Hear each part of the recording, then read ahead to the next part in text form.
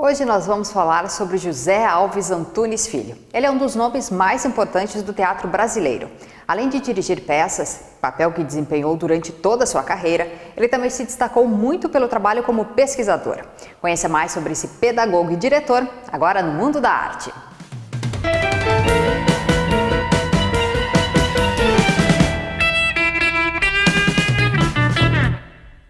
José Alves Antunes Filho foi um dos maiores diretores de teatro brasileiro e ficou conhecido como Antunes Filho. Ele nasceu em 12 de dezembro de 1929, na cidade de São Paulo. Faleceu em 2019, no dia 2 de maio.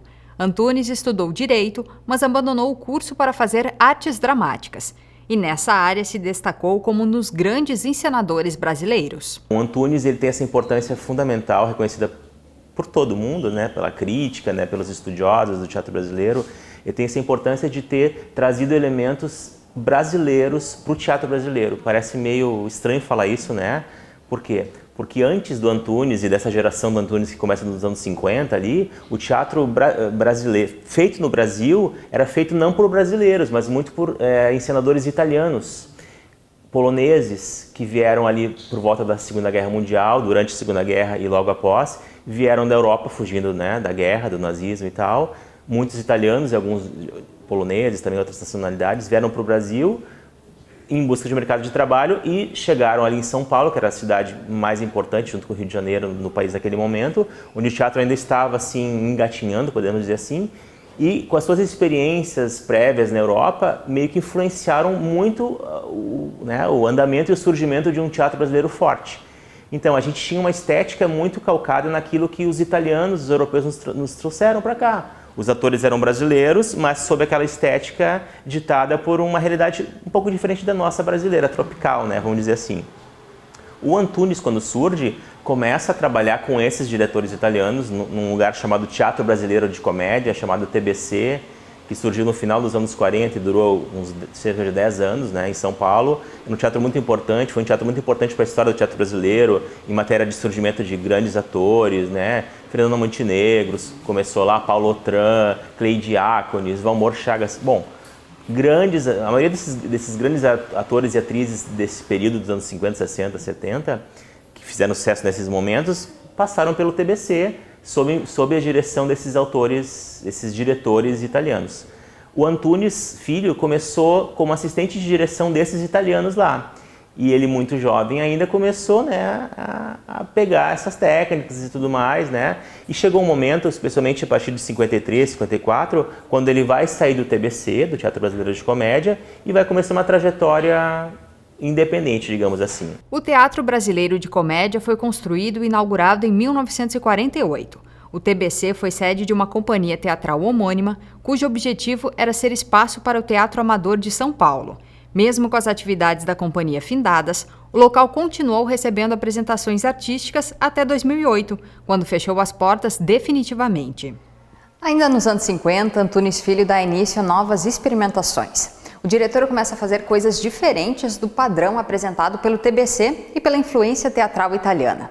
Antunes começa a pesquisar sobre teatro e busca uma linguagem própria, que ele mesmo chama de teatro brasileiro. Não apenas assim usando dramaturgos e textos brasileiros, isso também ele vai usar muitas vezes, né? Mas às vezes também não, e mesmo assim ele vai querer dar uma cara de atuação, de gente brasileira sobre o palco, né? Esses atores, o que esses atores brasileiros têm de diferente que talvez outros atores não tenham no mundo? Então a pesquisa dele muito vai passar por aí. E nessa pesquisa que passa pela linguagem, ou seja, como é que eu coloco uma cena, como é que eu marco uma cena, como é que eu ilumino essa cena, como é que eu introduzo a trilha sonora, esses elementos todos que formam o espetáculo teatral, ele vai se preocupar principalmente com a atuação, né? O trabalho do ator e da atriz em cena. Esse vai ser fundamentalmente a principal pesquisa dele e é o grande legado, me parece, do Antunes, que permanece até hoje. Ele morreu agora recentemente, mas o lugar onde ele trabalhou por 40 anos, chamado CPT, Centro de Pesquisa Teatral, que é digamos assim, é um organismo dentro do SESC, do SESC de São Paulo, SESC Consolação de São Paulo.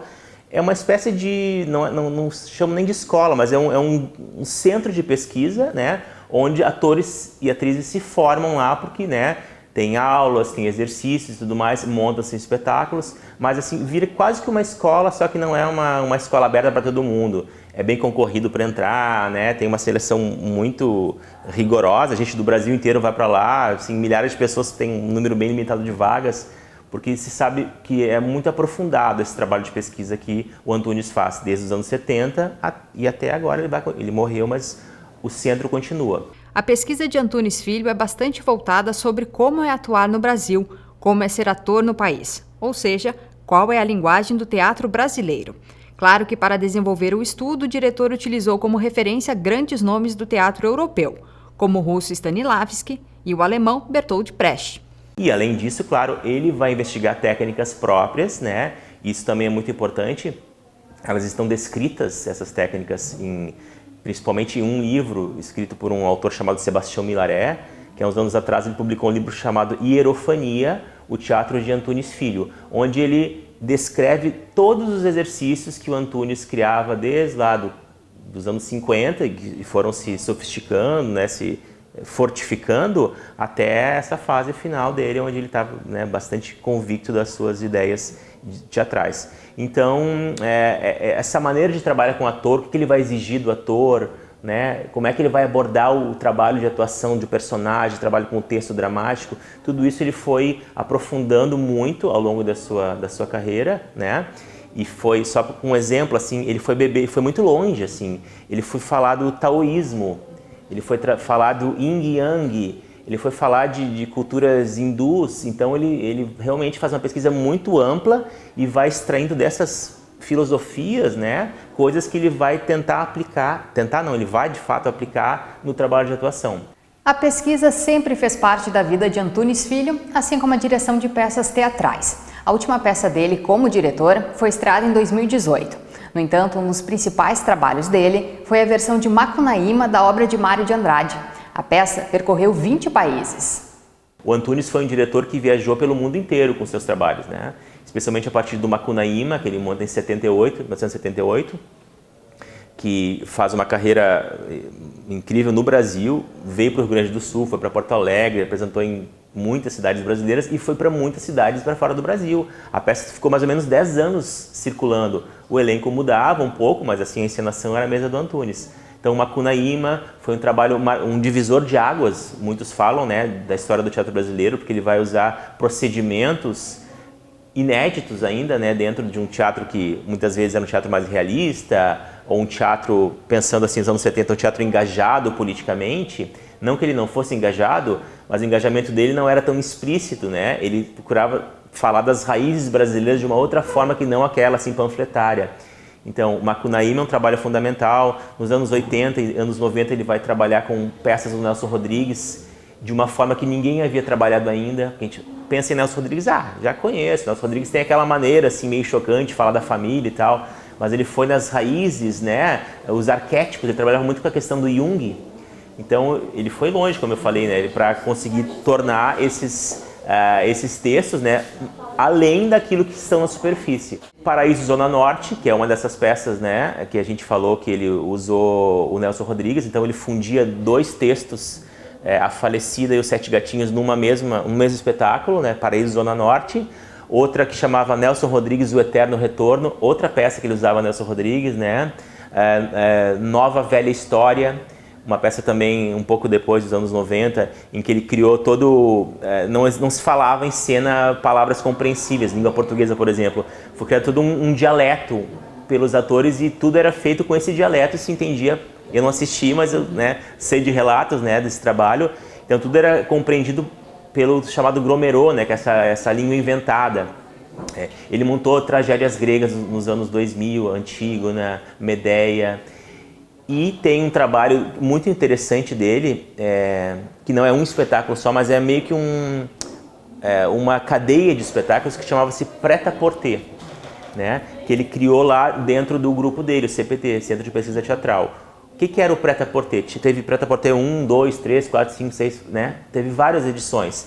Eram espetáculos muito simples em questão de produção, geralmente com 2 atores apenas, né?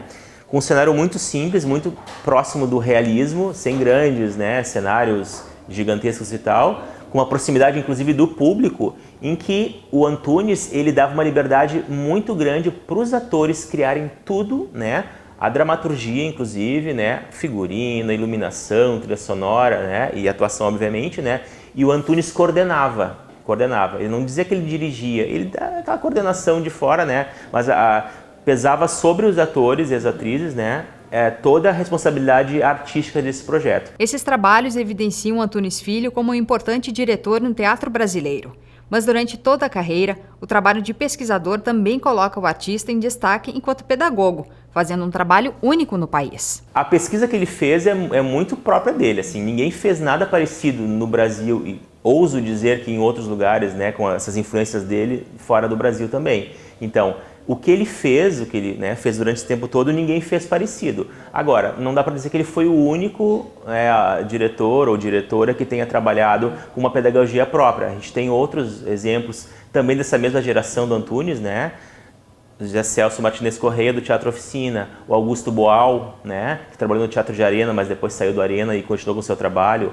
Augusto Boal é o homem de teatro mais conhecido fora do Brasil, brasileiro conhecido fora do Brasil. Boal é muito amado nos Estados Unidos, na Europa ele é muito admirado e é alvo sempre de pesquisa o tempo inteiro. Brasil também, mas é muito interessante, né, que essa personalidade tenha tomado essa proporção fora do Brasil. Então, o Boal é outro exemplo, o Zé Celso é outro exemplo, o Antunes e outros tantos, né? Mas, assim, a originalidade da pesquisa, o rigor com que o Antunes Filho conduziu essa pesquisa, isso realmente o diferencia de outros tantos, como a gente falou agora. O Mundo da Arte te apresentou hoje o Antunes Filho, um dos nomes mais importantes do teatro brasileiro. Diretor e pedagogo, ele se destacou justamente por iniciar uma pesquisa sobre o fazer teatro no Brasil. Antunes faleceu em 2019, mas seu legado permanece devido à importância e singularidade para a arte nacional.